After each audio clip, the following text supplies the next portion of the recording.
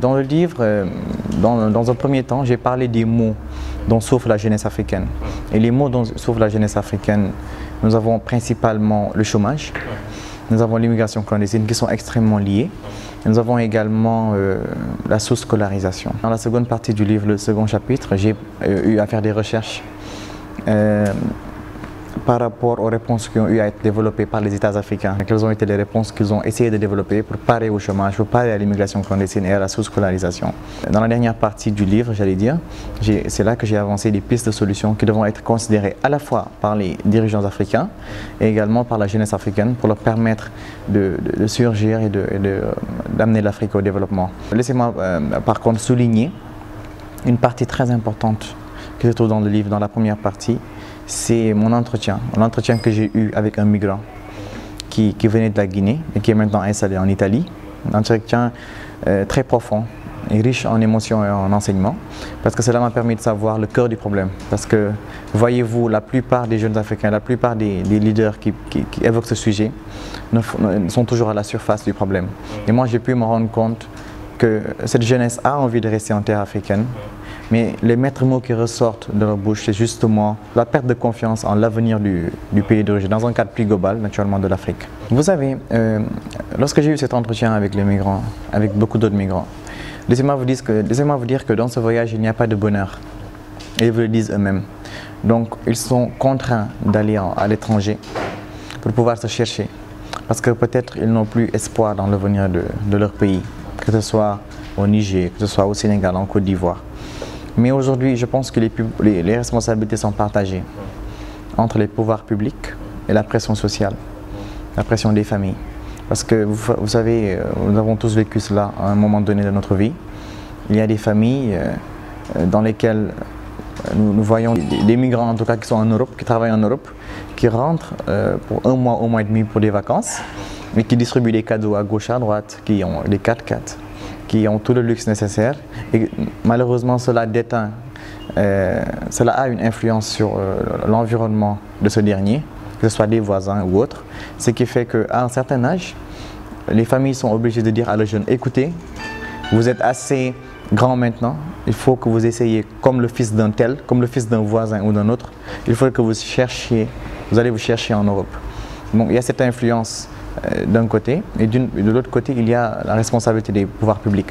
Je pense qu'ils doivent chercher des stratégies et chercher davantage à offrir des opportunités à ces jeunes pour qu'ils puissent rester sur le continent. Je fais allusion à l'entrepreneuriat, parce que je le pense, l'entrepreneuriat sera en tout cas la clé, ou bien sera le remède contre tous ces maux auxquels font face la jeunesse africaine.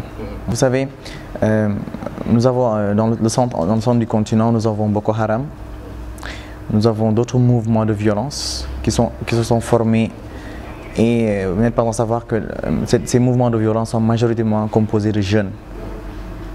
Pourquoi est-ce que ces jeunes, maintenant la question est de savoir pourquoi ces jeunes maintenant intègrent justement ces mouvements de violence? Même parce qu'ils n'ont pas d'emploi, parce qu'ils n'ont pas d'occupation.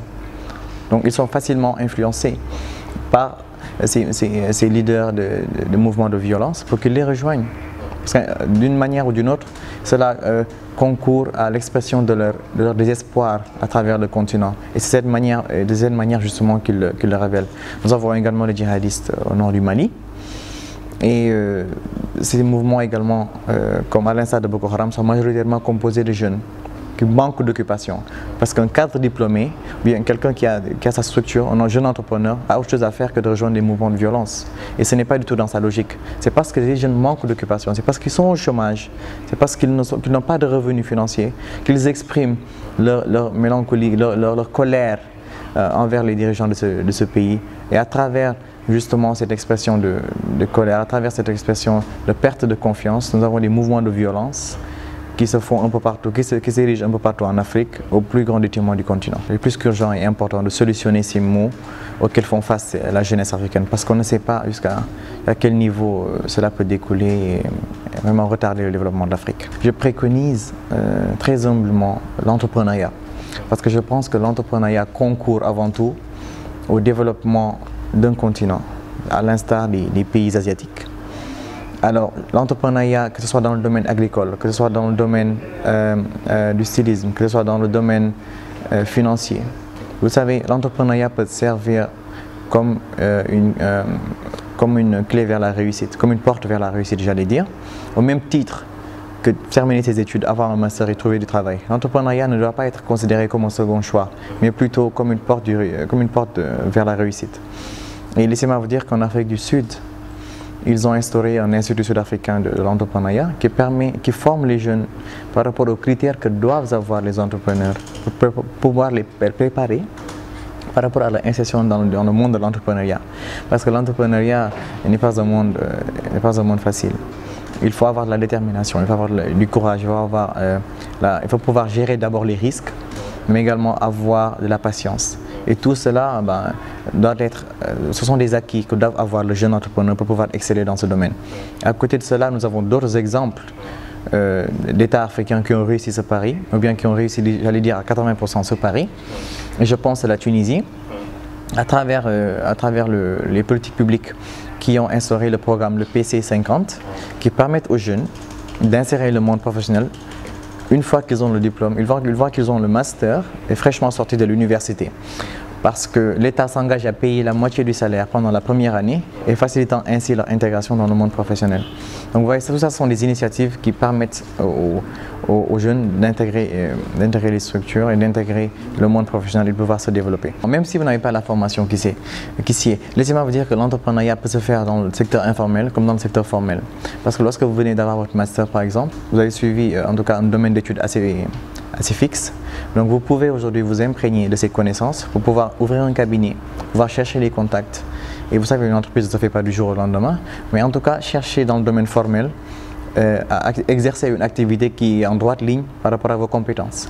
Et ceux qui sont dans le secteur informel, je pense que ce sont les meilleurs exemples en tout cas de l'entrepreneuriat, ceux qui sont dans le secteur informel, parce que nous avons les ateliers de couture, nous avons ceux qui ont commencé des poulaillers, nous avons l'exemple de Babacar Ngom, l'ex-directeur, président directeur général de Sedima, qui a été dans le secteur informel, qui a commencé avec un petit poulailler, avec un petit montant de 60 000, et son entreprise, d'ailleurs c'est un capitaine d'industrie justement actuellement dans le secteur de l'agroalimentaire.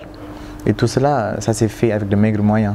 La formation, elle est nécessaire, parce que lorsqu'on sort d'une université, lorsqu'on a une éducation, et on est dans le secteur formel, on peut investir dans un secteur qui nous est familier. Donc une personne, en tout cas un jeune qui a été à l'université, qui a été en tout cas dans une école de formation, pour aujourd'hui sortir avec ses diplômes en main et essayer d'entreprendre par rapport à ses activités qu'il a eu à étudier, dans laquelle il a eu à être formé. Aujourd'hui, ce sont les familles qui sont prêtes, les mamans sont prêtes à vendre leurs bijoux, leurs parures en or, les papas sont prêts à vendre leurs bœufs et leurs moutons, tout le troupeau, pour pouvoir lui payer ce prix du voyage que j'appelle entre guillemets sans retour. Parce que il n'y a pas de bonheur dans ce voyage, mais également il n'y a pas de certitude d'atteindre le pays de destination, encore moins de pouvoir revenir. C'est cette question de financement justement, je me pose la question, pourquoi est-ce que cet argent n'est pas remis aux jeunes pour l'inciter à investir dans son pays d'origine et de créer des emplois autour de lui? Parce que naturellement, il pourra embaucher des voisins à gauche et à droite. Vous voyez, pour qu'ils lui prêtent main forte, pour qu'ils lui servent de main d'œuvre justement dans le cadre de son entreprise. Vous voyez un peu ce que je veux dire? Mais également, il peut apporter de la valeur ajoutée dans l'économie du pays et ainsi permettre à l'économie, peut-être à la majorité des économies africaines, d'atteindre une croissance à 2 chiffres. Les jeunes Africains ont naturellement la possibilité de diriger l'Afrique, ont naturellement la possibilité de permettre à l'Afrique de se développer. Mais toujours est-il que nous avons besoin de soutien, nous avons besoin d'accompagnement technique et d'accompagnement financier. Les jeunes ont besoin d'être formés par rapport à l'exploitation de nos ressources. Parce qu'aujourd'hui, on ne peut pas reprocher aux puissances étrangères, lorsqu'ils sont engagés, de profiter des avantages qu'offre le sol africain. Parce que malheureusement, nous n'avons pas assez d'entreprises qui peuvent compétir à forces égales par rapport à ces mastodontes qui viennent soit d'Europe ou d'Amérique. Donc, naturellement, nous avons besoin que ces jeunes soient formés parce qu'ils ont les capacités de recevoir cette formation. Les jeunes Africains sont des jeunes intelligents, sont des jeunes ambitieux. Donc je pense très sincèrement qu'ils peuvent aujourd'hui, s'ils en sont donné les opportunités, de faire même beaucoup mieux et beaucoup plus que les puissances étrangères par rapport à l'exploitation de nos sols et par rapport au développement de l'Afrique. L'Afrique peut diriger le monde. levons-nous tous ensemble et travaillons pour le développement d'Afrique. Parce que c'est nous, les jeunes Africains, qui ferons l'Afrique. Et personne d'autre ne fera ce travail à notre place.